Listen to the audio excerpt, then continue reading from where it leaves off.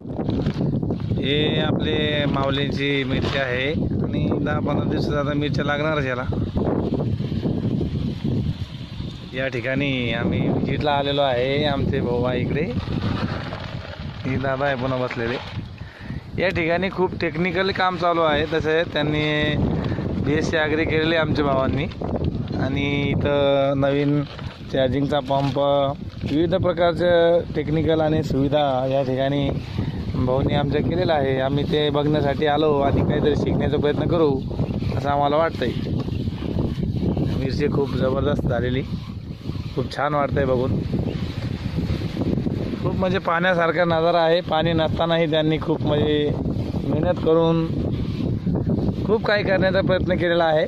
चेहरा दाखवा भाऊ तुमचा थोडा. हो खूप छान आहे.